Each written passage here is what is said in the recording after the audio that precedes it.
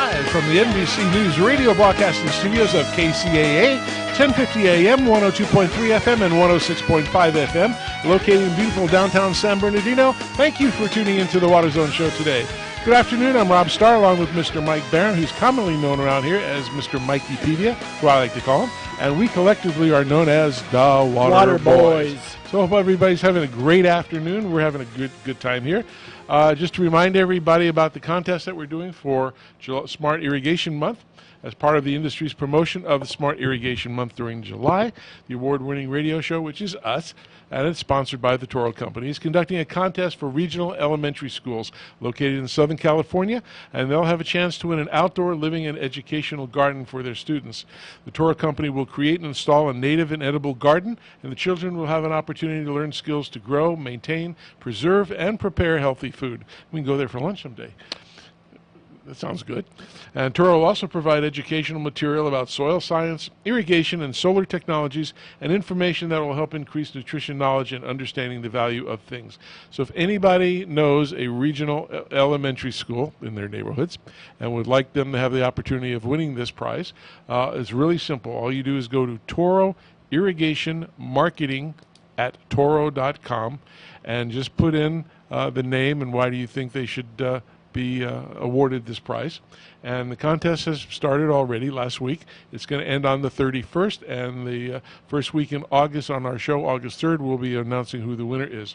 And it's a good thing for kids. It's a good thing for the school. It's a good thing for parents to get involved with this. So all you got to do is go again to Toro Irrigation Marketing at Toro.com. And I'm sorry about the length of that, but I didn't choose it and Mike didn't choose it. That's what was given to us. So try to do a short one the next time. Anyway, we're going to get to the news because we got some good guests coming up. Absolutely. And we'd like to welcome the purveyor of Maven's Notebook, Miss Chris Austin. All right. Yay! Hey! How's it going, guys? Good. We wanted to tell you we have a guest coming on afterwards. It says she's a friend of yours, Celeste Cantu. Oh, yay for Celeste. She's great. Yes, and we saw your your little article that you did, so we had a chance to talk with her this morning, and we're going to put that on after we talk to you. So tell us what's going on in the world of water today. Oh, boy. Well, Washington, D.C. sort of took center stage as the House passed a bill that is pretty controversial, and it kind of passed along party lines. It's a Republican bill authored by Congressman Valadao. He's from the Central Valley, and it's opposed by Senators Feinstein and Harris. They're already on record opposing it. And the governor's opposing it. The general idea, the Republicans say it's going to allow more water, more pumping. We're going to be able to, better for the farms, and it does apparently do some things like reverse the San Joaquin River restoration. It's hard to get a lot of details in the articles that came out today. There were some amendments when it was on the floor, but so I can't really say specifically what's in it. I was trying to get it out of these articles. Well, but I know the general idea, the Democrats are opposed because they feel it's weakening environmental protections. So it's going to be a big fight in the Senate because that's where the bill heads to next.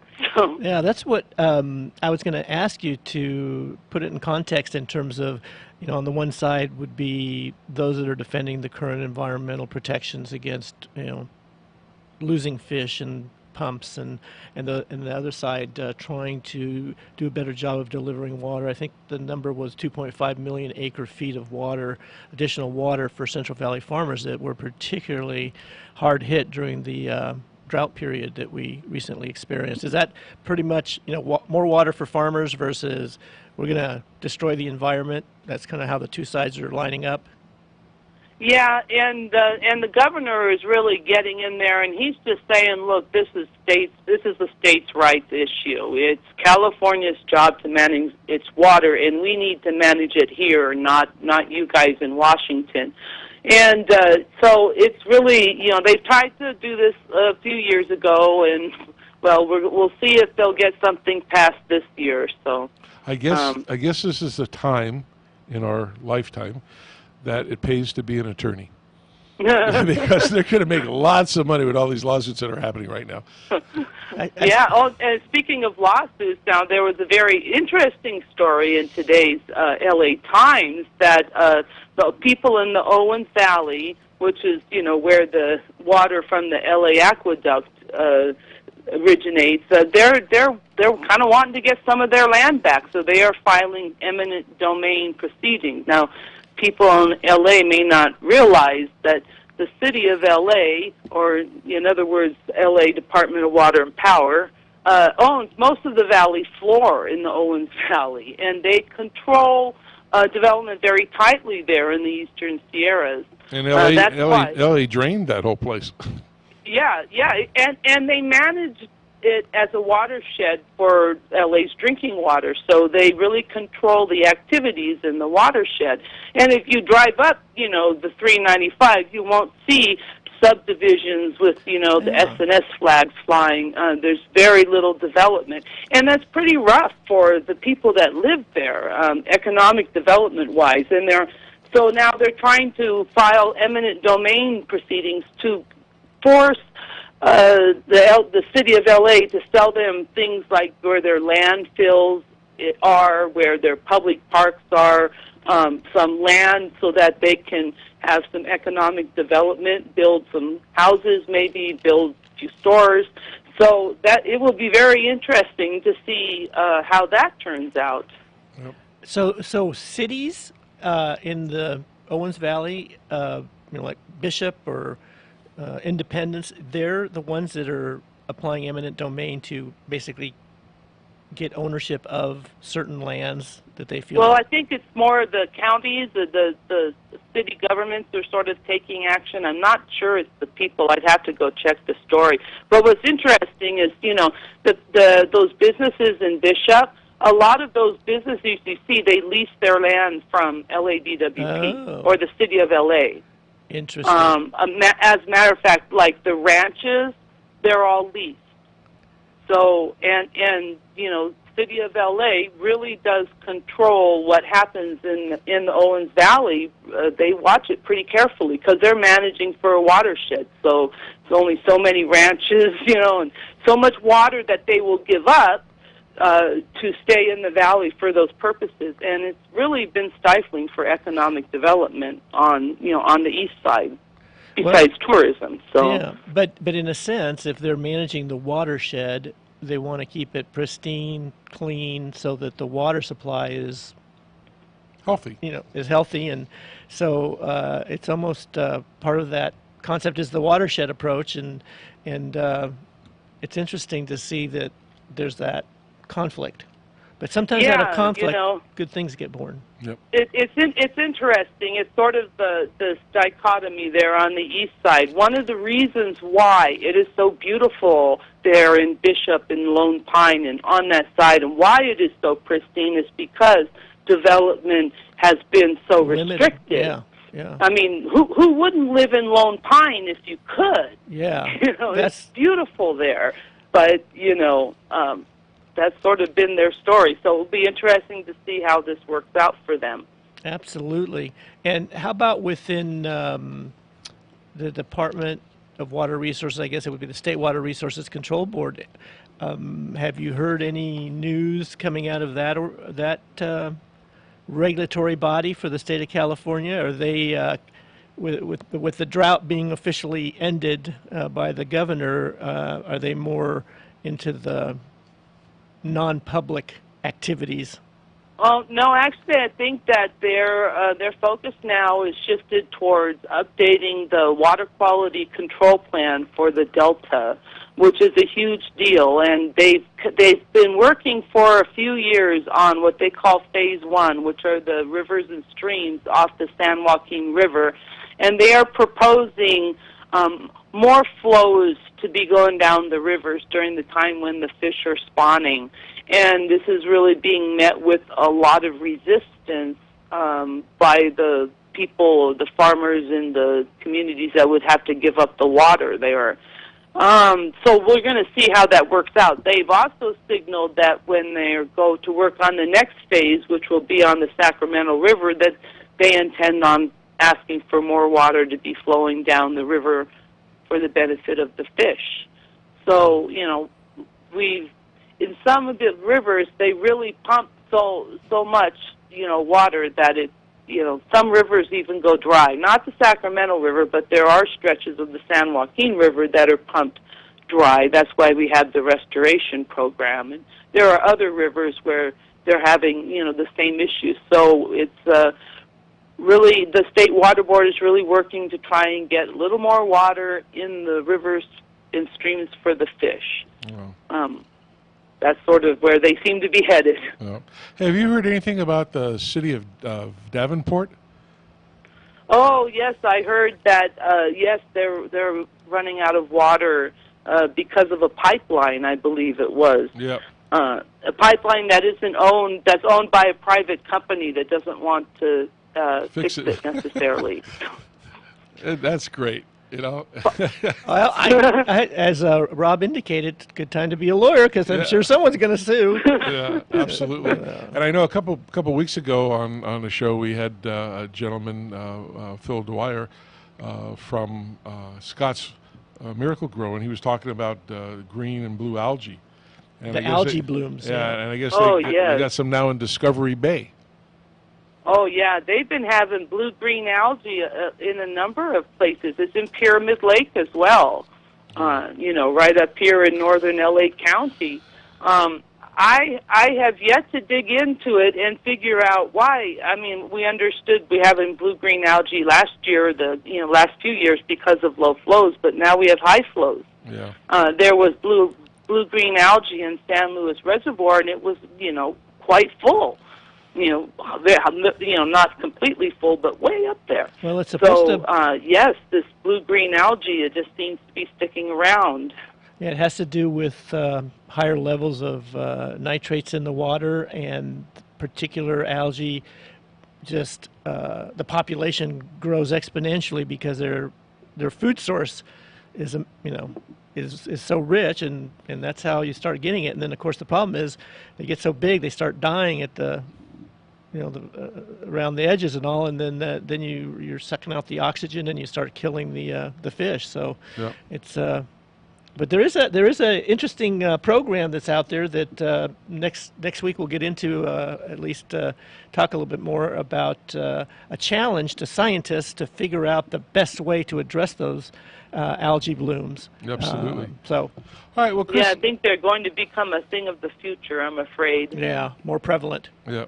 Well, Chris, we're gonna move on, and I just want to remind everybody, if you haven't and don't read Maven's Notebook, you're missing tons of stuff. You need to do that. So go to mavensnotebook.com, and if you also want to support that, there's information on that website to tell you how to do that. And Chris, if you want to stick around, you can listen in, and you'll hear your friend, and I think we'll have a great show.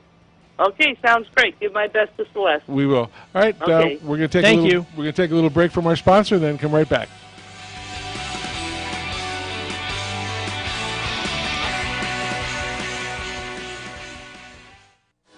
Do you hear it? Springtime! And folks across the country are excited to get their yards ready so they can get outside and kick back again. And with Scott's and Miracle Grow in your shed, it's easy. Whether you plan to grow spectacular plants and bountiful flowers, or enjoy a thick, healthy lawn all season long, now's the time to get outside and fill... Oh, wait. Do you hear that? The sound of great things to come. It's time to fill your shed with Scott's and Miracle Grow. Hi, welcome back to the Water Zone with Mike and Rob, and hope everybody's having a great afternoon. And we had a great time this morning meeting up with Miss Celeste Cantu. So I'll let you guys listen to a little bit of our conversation. One of the first women in water. Well, our guest today is a lady that I've known for quite a few years. Her name is Celeste Cantu, and she was previously the general manager for Santa Ana Water Project Authority.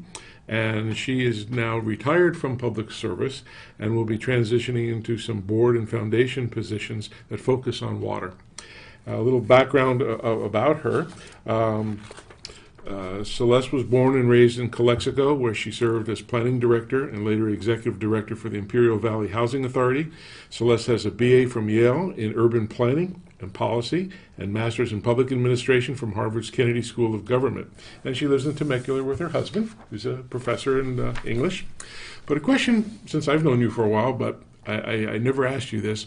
What inspired you when you were young, and you're not old, but a couple years ago, when you took the career path that you chose?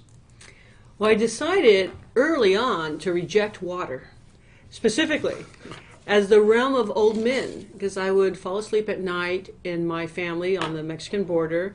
We're very concerned about Colorado River deliveries to Baja California. It was a long-standing, negotiated concern, particularly the salinity content of that water. So my grandfather and uncles and father and other men would be debating the strategies and issues, and I'd be falling asleep in my room thinking water is the realm of old men, and I was always right about that. So I wanted to help people. So I wanted to be an urban planner and help people because I grew up on the border. We had a lot of migratory families. My girlfriends were, parents were migrating, they were migrating, and they would leave school and miss a lot of school days and follow the crops. And I wanted to develop a housing network where people didn't have to do that. That was my, sixth grade dream. And I followed that dream and came back and became the planning director and later ran the Housing Authority. And we did accomplish a hub and spoke farm worker housing program that helped a lot of families. Wow, that's a great story. I'm trying to think back. When I was in sixth grade, I think I was just worried about was I good enough for the Little League team or something more mundane. But so how did the transition then occur from this very well-intentioned, very purposeful focus on helping migrant families? How did that transition to water? And did you have support when you were younger, since you were, I would assume, did you have brothers and sisters? Yes, I'm the oldest of five. Okay. More all girls or boys or a mix? Well, we have one brother and four sisters. There's four women and one poor So you brother. you overpowered him and... I don't know. I always thought we were a pretty good team. We still are. We're still very close. All of us are. That's great. That's great. And here you are from Calexico, and you go to Yale to get your degree in urban planning. You then kind of fulfill that dream of coming and helping people. Was water much involved in that aspect of your job at that time? No, not until later when I became state director of USDA Rural Development for the state of California. The USDA Rural Development has 3 mission areas, and one of those is water. So it's housing, economic development, and water. So my strength was in housing and economic development. I'd done quite a bit of that. And so I thought that's where I'd go deep. But the housing staff and the economic development staff were very, very strong, and they really did not need me. But the water staff, could use some help. So I kind of started going deep into water, and I found myself kind of sucked into the water vortex. And when my tenure there came to an end, there was an election, and the Gore administration had asked me to stay on. We thought we were going to have a Gore administration. We didn't. We had a Bush administration. They asked me to stay on. I was willing to stay on. I loved the job. And then I was approached saying, no, you really need to move on. I was approached by the Democrats in California saying, you need to find another job. And I did. I went to the state legislature as I started a committee for jobs, economic development, and the economy. It was a brand new committee, and I was the chief consultant.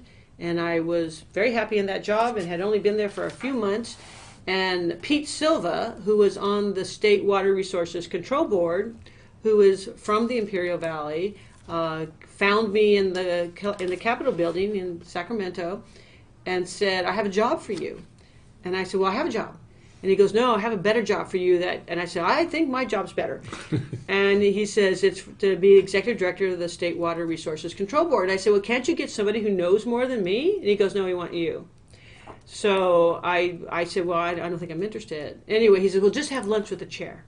So I did, and I really liked the board, and I really liked their mission, and I ended up going over there. I mean, for people that may not realize that are listening, the State Water Resources Control Board is really the headquarters of water policy for the state of California, and it is the entity that implemented Governor Brown's drought water emergency, I guess, legislation in 2015. So it's a very significant entity, and you were asked to head that up. There are 2,200 employees. Basically what they do is they're the chief regulator for all of California's water quality and water quantity. So, it was a big job. It was a lot of fun. Wow. Well, I got to ask, so when you took that job, what was your biggest concern or trepidation, or did you And just under go? what administration was that here? That was the Gray Davis administration, and I served under Gray Davis, and I also served under Arnold Schwarzenegger. Okay. He kept me on also. I didn't realize what the biggest challenge was going to be until the first week. The very first week, they had an off-site, which they do quarterly with all of the regional boards. California's divided up into 9 regions based on watershed. So and they each have their own board structure appointed by the governor. So all of those people and the State Water Board get together and talk about all the big issues. So that was the first week, and that's where I realized, oh my heavens, I have made a terrible mistake, because every single concept was an acronym. There were no words that you could ever write down. They were all acronyms, and even the concepts were acronyms that I did not know what they were talking about. It was just Greek. They didn't give you a glossary with all these different They terms? actually did later on. I said, I don't understand anything that's going on here. And they go, here, sign this.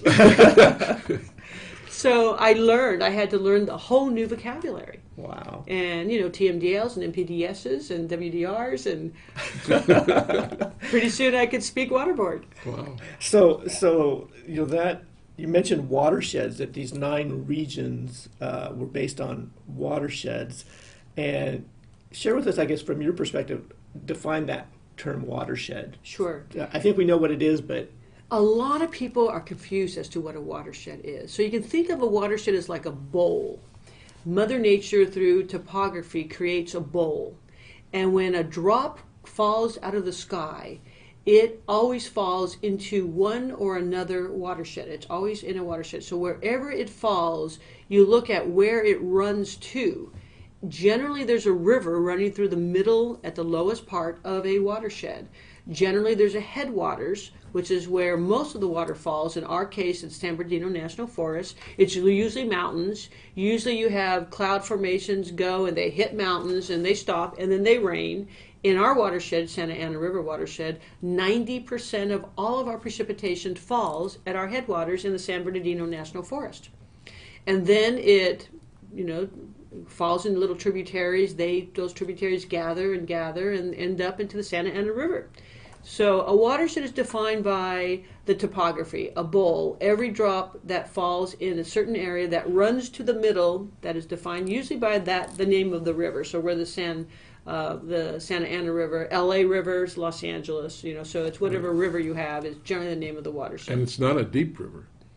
No, it's a shallow river. We're a classic western river, meaning it comes and goes, it meanders, it doesn't always flow. Our river is what they call an effluent dominated river. Most of the flows in there are flows that humans have put back in, treated water that goes back in. Historically, under natural circumstances, the river would dry up. Well, I know you spent over 10 years as executive director of Santa Ana Watershed. And so now we know kind of what defines the watershed geographically and topographically. So what concepts are key to managing a watershed like the Santa Ana watershed? Well, in the olden days, water was thought of to be managed on a watershed basis. And even in the West, John Wesley Powell, who's the grandfather of water in the West, said everything should be organized among watersheds. He thought all cities should be organized along the same boundaries as watersheds. Because that was the one boundary you could not change. Mother Nature defines it. It is like gravity. It will always be there. So he said, go with it. It makes a lot of sense. But politically, we didn't do that. We created all these different cities.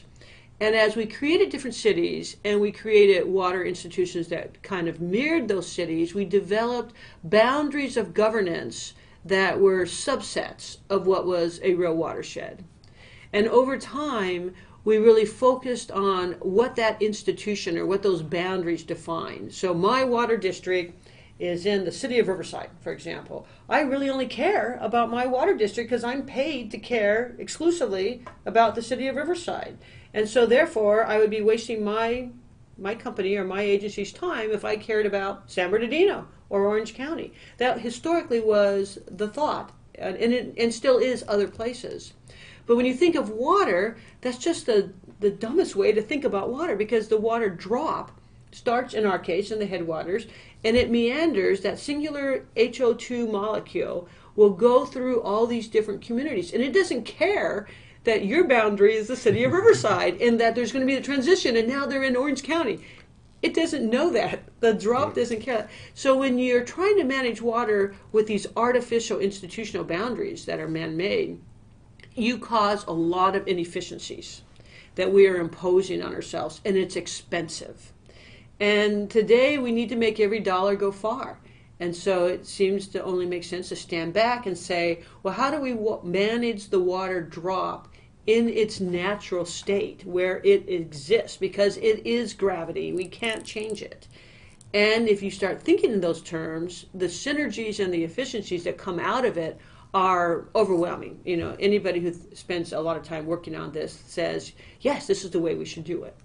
It becomes clear. But there are many, many obstacles because of those artificial boundaries. Well, all the water management that's happened, up to this point of recognizing that there might be a better way to organize, there's a lot of vested interest. There's a lot of silos that have been created, I would think. Absolutely. That kind of are interested in maintaining the status quo and not giving up. I mean, today, water, after this, 5-year drought in California, water rights are more top of mind maybe than ever before, just because if you have water, then you've got a lot of other things, very positive things. So do you find those, or maybe comment on that? You're absolutely correct. And this is our biggest obstacle, is not Mother Nature or the drought or the money to do these things. Our biggest obstacle is what we as humans are imposing on ourselves. It's self-inflicted wounds.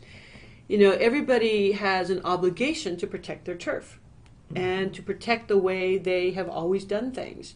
And so the idea of watershed management, or an integrated water management was the way we like to talk about it, or one water, one watershed, it is a direct head-on challenge to the way everyone is deployed currently.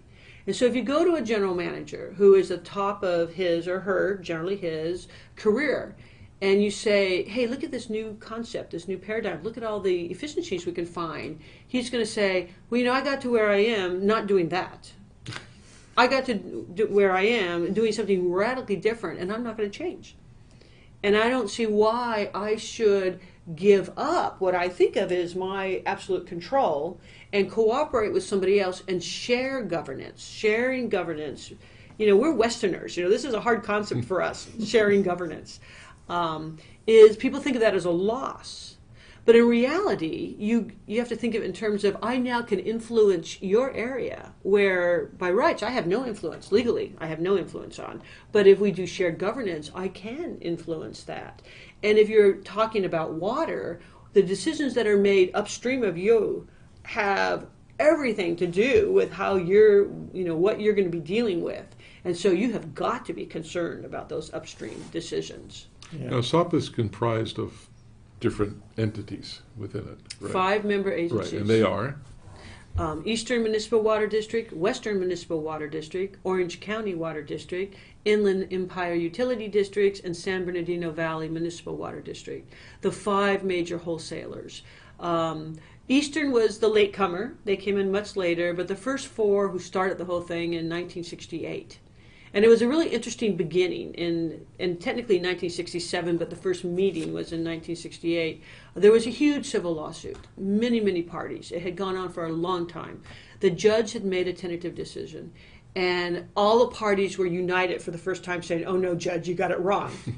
And he says, well then, I'm going to stipulate that each one of you put in some of your money to hire a professional staff dedicated to helping you work out these problems. And that was SAPA. So SAPA was born out of conflict. And, to this day, their mission is to run into conflict and try to help and solve problems and find a better way to think these things through.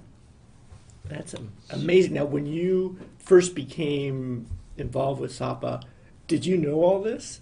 Did you already have these concepts? Okay. I did. I was really smitten with SAPA when I was still at the State Water Board.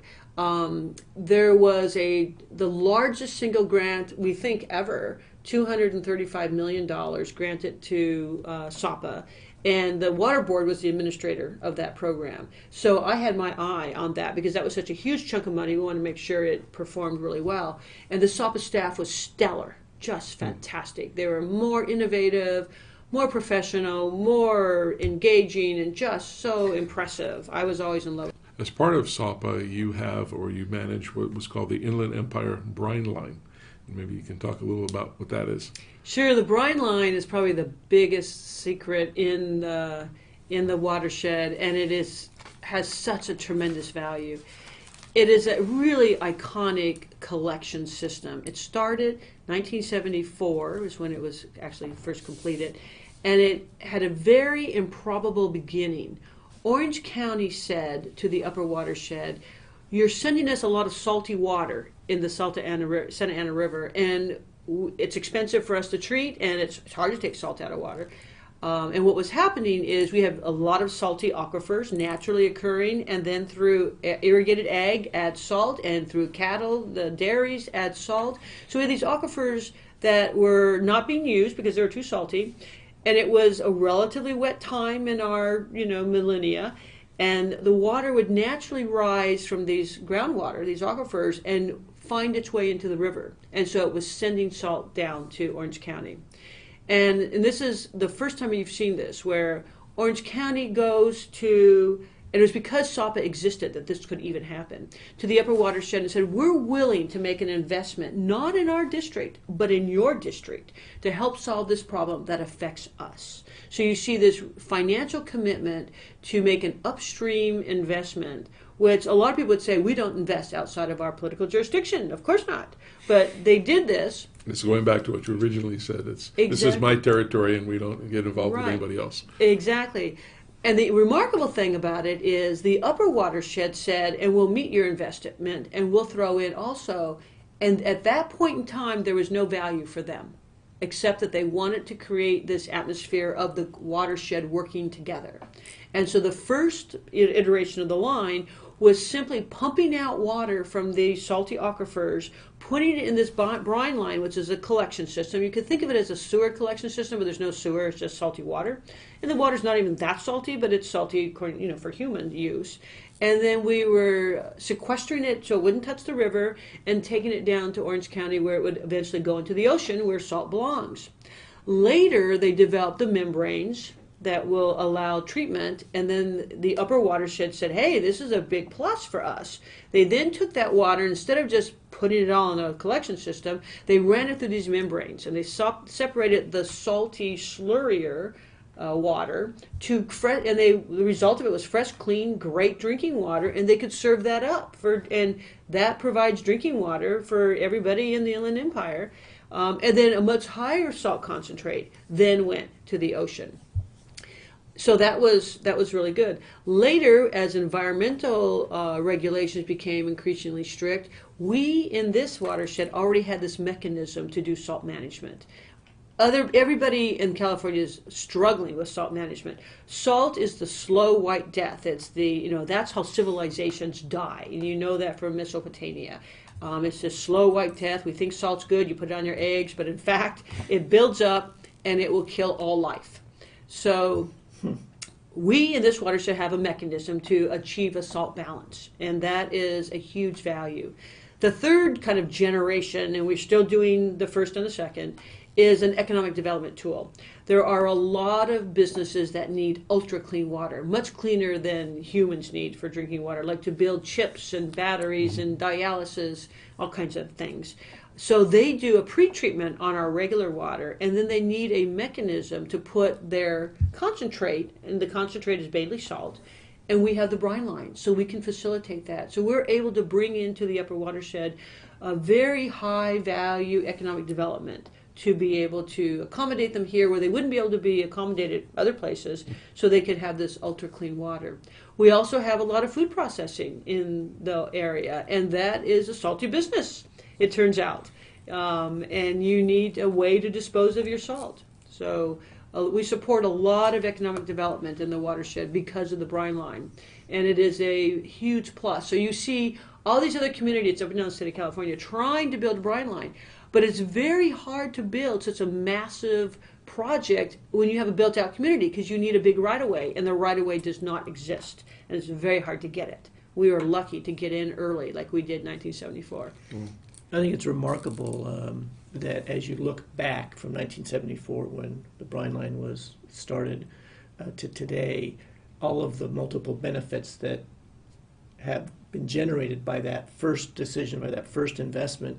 I can't believe that they all knew that that investment would result in all these positive things, but that investment was done with good intentions, right? To cooperate and to maybe take this watershed approach, look beyond your own borders. Exactly, and we have to keep that in mind, because it was that visionary thought, and they had no way of knowing, the technology didn't even exist yet, that good could come out of this. We often today have lost that vision. We need to have this shared vision, and that's what One Water, One Watershed is really about. An opportunity to create a shared vision throughout the whole watershed that crosses boundaries, that doesn't know boundaries. And it's a vision that includes clean water, wastewater, stormwater, and also land use, transportation, economic development. When do you think the public really started to understand the issues of water versus government? We know Ben Franklin says you only understand the value of your well when it goes dry. And so that's unfortunately true. And with our big drought, that's when people realize. Prior to the drought, we said what we really need is a water ethic in this watershed. And the water ethic that we defined was everybody, and the third graders, and the mothers of threes, and the grannies, but everybody knows where their water comes from, which is a very heavy question to answer here, because it's complex. It comes from many different places. There's not just one place. Mm-hmm. How much water do they use individually? Again, difficult to answer historically, because we bill in cubic units, we bill in terms that people can't visualize, they don't understand it, they just pay their bill, they don't know how much water that really represents. And then the third tenet is, what do they put into it? People don't realize how much salt they put in, from bath salts, and just people are salt concentrators. People are salty people. But just a sense, and we talk about don't flush your prescriptions down the toilet. Well, people kind of get that, but it doesn't stop there. It's bath salts, it's fabric softener, it's a bunch of other things. And finally, to complete the water ethic, everybody needs to know where their water goes after they finish using it, because they only rent it. They don't use it up. H2O goes somewhere. All the molecules we have on Earth today are all the molecules we have ever had. It's the same amount of water, and it just constantly circulates in the hydrologic cycle. So it's that cycle we really need to manage. It's one of those scientific facts that really is insignificant, but the only place we get supposedly any new water on Earth is from meteorites that hit the Earth and bring a little H2O with them. Otherwise, you're absolutely right. The water that was, is, and will be. We are in a closed system. Yeah. It's interesting. I did a presentation kind of for a career day at a high school a couple of years ago, and the teacher whose class I went into was an English class. They had this. It was an environmental creed kind of statement, but it was basically, where does your water come from and where does it go? Oh, good. And it was talking about you really should know, if you want to claim some concern for the environment, you should know the answer to those two questions, and that jives exactly with what you just shared. We think that because of the drought, more people are able to answer those questions. That sensibility has developed, and that's thrilling, because we can't make the water management practices changes that we need to make without the buy-in of every single water user. And that's asking a lot. That's 6 million people in our watershed. But we think they all need to be included, every single last one of them. because that water stewardship that you were referring to is, the moment of truth is when you decide to flush something down the toilet that you shouldn't, or when you decide to let the hose run down the gutter, or all these different little discrete things that add up. It's not de minimis. I was tickled because during the drought, Rob and I both made presentations at different little seminars, symposiums, whatever, and a water agency gave away this little timer where you could put in the hourglass. Yeah, but this was actually digital that you could put in your shower. It would stick to the wall of the shower, and said, "Okay, we're going to challenge. 5 minutes." He said, kind of laughed at it, but now I'm not kidding.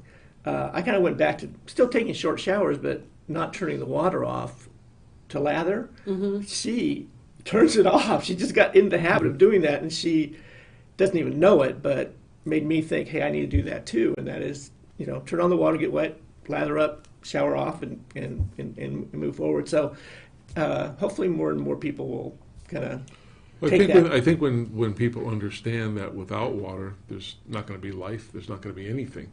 And it's sort of, when I was growing up, I think we're all about in the same era, that you turned on the faucet, there's water. It's no big deal. You take the hose and play with it outside and wash the car and water the grass and do all these other things. And yes, you caused floods and puddles and all that stuff because nobody, I always joke with Mike that in our industry, about regular irrigation systems and then automatic controllers.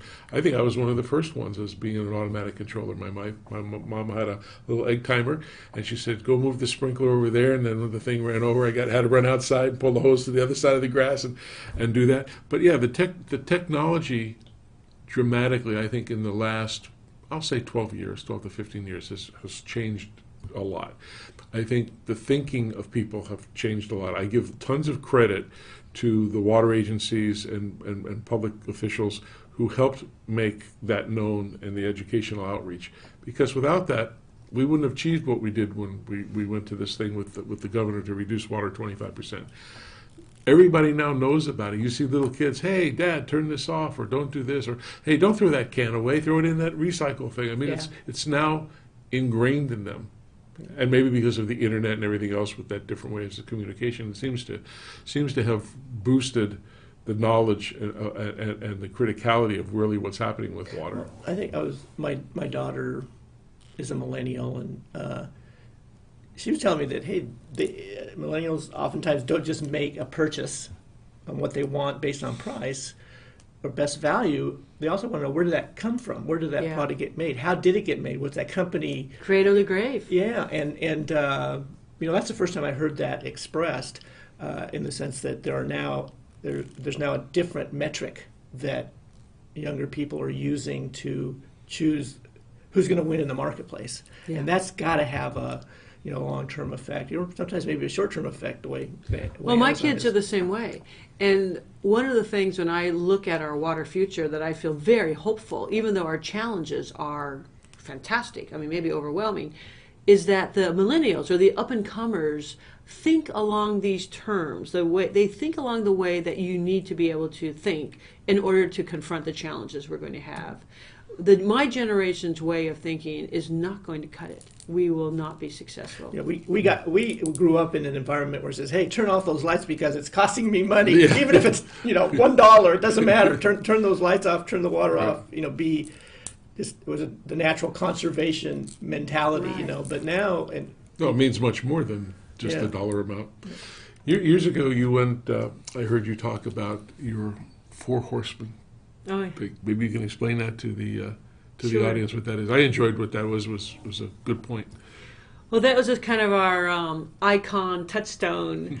When I first got here, and it was early, like first meeting, one of my board members said, "Well, what do you think you should really be working on?" And I said, "Well, climate change is definitely going to be our biggest challenge because its impact on water is enormous." And this is before the drought, but climate change, we knew the handwriting was on the wall in terms of upcoming droughts. And they basically looked at me and said, "Well, we knew that you were a Democrat. You worked for a Democratic governor, but, I worked for as many Republicans as I worked for Democrats, actually. Don't bring that up again." So I thought, okay, so I can't bring up what more- I think is the most driving challenge, the threat that we are going to do, that we need to confront. So I thought, what would be the way to communicate with people? And I knew biblical language. I knew biblical language, and I knew that resonated with many of the water leaders. And, it's no secret that as you move closer to water, which is further inland, you have more conservative people, politically and religiously and just in general. As you move coastal, people become less conservative. It's standard procedure. I don't exactly know why that is, but I'm sure there's lots of reasons. So I thought, okay, I want to adopt a biblical language. And, the Bible is rich. You can get a lot there. And I started thinking, well, how do I characterize what we are confronting? And I thought it is as important as the four horsemen of the apocalypse. So I started playing with that, and there was this, the picture that you saw, which we got off the internet. We own the rights to that now. And I just loved it because there was one of the horsemen was wearing a red cape. And so he represented the drought on the Colorado River. Colorado means colored. It's the Red River. So he was perfect for that. So he got to be that one. I think that was the first, really one I grabbed onto. In the icon that we use, one of the other ones is carrying a scythe. So he's death. And so he gave that climate change, because that is really the uber threat that everybody has to, recognize. And then there was one of the horsemen wearing a helmet with two horns. So that had to be the Sacramento San Joaquin River Delta, because it is the delta where two rivers come together. And then the final horseman is carrying a skull on a stick. And so that has to be growth. And my point was not that we will grow. It's not that growing is bad. It's how we grow. Are we going to grow in a way that is lighter on the land, or are we going to grow in a way that paves over paradise and hardscapes the watershed so we can't repercolate water into the ground, which we rely on groundwater. 60% of our budget comes from groundwater here. So that's really important to be able to continue percolating. So those became the four big threats that we were rallying people around. And it was really effective. People would come up to me after presentations or see me someplace else and say, "You're the woman with the four horsemen. You got the four horsemen. And what do those guys stand for?" And so then you could say, what the four That big intrigued me challenges. the first time I heard you talk about that. I was just in awe. And it was true. It's it was a correct. cultural resonance, So we always look for ways to resonate with people, speaking not just to their head but to their heart, on our cultural basis, where we really come from. Kind of a visceral approach to communication. No, that's smart. I was thinking you and Seth Siegel, who's an author of Let that There Be book, Water. Let There Be Water, Yeah. has said something like there's X hundred number of references to water in the Old Testament, Yes. And so he's Yeah, also my very, heart. I read that. I read his book Yeah, right when yeah. it came out. Yeah. And so I thought, hey, YouTube you could trade, historical information and biblical stories about water. So that is good. People can understand that. They relate it to that. Now we know you're moving on to another position, and you're going to be working with an organization called WELL. And can you tell us a little about that? Sure. And how you got involved with that? Sure. Water education for Latino leaders. It's just the perfect marriage of the kinds of things that I'm concerned about, and they are the opportunity to address those issues. California has a large and growing Latino population, and generally, obviously big exceptions, but generally they're not involved in the political system too much. They don't vote nobody votes as much as we want them to vote, but amongst Latinos the voting is even a smaller amount than other people. And the Latino population will become the majority in most of our counties. And so if we're going to make the changes we need to make in water, we have to have the political representation that resonates with the people who live in our communities. So that means we need to have water leaders, political water leaders, who reflect who are in our community. So we need to have Latinos. And when you look at water, it's stark, even to this day, and it's changing, but it's stark, that it's mainly white and it's mainly male, and mainly engineers. So it's a really fairly monolithic group. which is very convenient to talk only to yourself. You're just, you all play the same sports, you all get along. It's like completely handy. Except for that is not the way you communicate with the masses. You've got to have representation that is something for everybody. So I saw this real lack, and I was struck. I was in Texas when I was working for USDA, and the Latino leadership in Texas is very rich, and it's an old tradition. And I don't know why California really didn't. California in the United States has been in the United States just as long. Yep. We used to have much stronger Mexicano representation before we were brought into the United States. And why that went away, and it's an interesting question for the historians, but we're rapidly changing, and we need to have that. We need to grow that representation. So there's two things I wanted to accomplish. One is to move water managers to be much more comfortable with this integrated watershed, one water approach. It is impossible to do almost always with accomplished water managers. They are galvanized. They know what they're doing, and they're older, and they don't want to change. You can only do it with younger people, and it comes quite naturally for them. So I wanted an opportunity to teach this concept to people who weren't already galvanized, who were learners, who were excited about change, and who more closely represented our demographics in our state. So does three things. They do an annual conference. It rotates. They've done this for 4 years now, one in Northern California, one in Southern California. Where many people come, and it's a really interesting conference. They do a legislative briefing where they go to Sacramento and sit with the legislators, usually in January. This next one's going to be in February, and talk about what water issues, what are the water issues as seen through the lenses of the communities that are often forgotten. We talk about farm worker communities, but any disadvantaged community that is often forgotten. They usually have the worst water quality, the crumbliest pipes, just a lack of investment, and it makes sense. The squeaky wheel gets the grant, and the squeaky wheel are not those communities, so they get bypassed, not by design. It just happens, and so we make those issues, make them aware of it. And then now we have a mid-career leadership program for elected Latinos. We target Latinos, but we'll take other people who are competitive. So we have a class right now of 16, and 4 are not Latinos. We say they're leaders of Latinos, and they're city council people and board of soups. They're elected officials who are interested in water but aren't galvanized in water, and they want to learn the 21st century water management strategies. The idea is it's a year curriculum. They meet once a month for Friday at 5 till late Saturday. They have homework. They have a project they have to do. It's pretty rigorous, and they're doing great. And they are going to come out of this process being able to represent the water issues in a 21st century way, not the old way, but kind of this new integrated way, and will be well positioned to run for Congress, run for Assembly, run for a water district, whatever they want to do. And they're all ambitious with this orientation. So they come with a broader perspective. Right. So I'm very excited about it. That really takes a longer term perspective. So I think that's very smart. Maybe, that's excellent. How long have you known about this organization? Well, I was asked to join the board 4 years ago, pretty close after it started. So I've always been enthusiastic about it.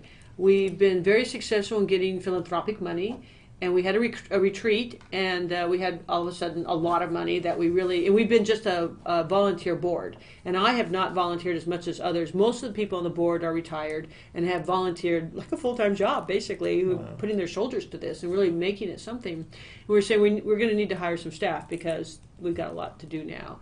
And Pete Silva, again, who's always the one recruiting me for jobs, says, well, I think you should do it. I said, I can't take on anything else. I'm totally subscribed. There's no way. He goes, no, I think you should retire and do it. He doesn't take no for an answer, does he? And I thought, And then driving home from that retreat, I started calculating that July 1st of this year marked the 40th anniversary of my full-time employment as a public servant. And there were a lot of other things that I'd wanted to do. And working at SOPA, it's a 60-hour-a-week job. You can't do those things, like read books, or play the piano, or swim. And, a bunch of things that I was just always trying to cram in and not able to do so. And all of a sudden, this made a lot of sense to me. That's great. I think it's excellent.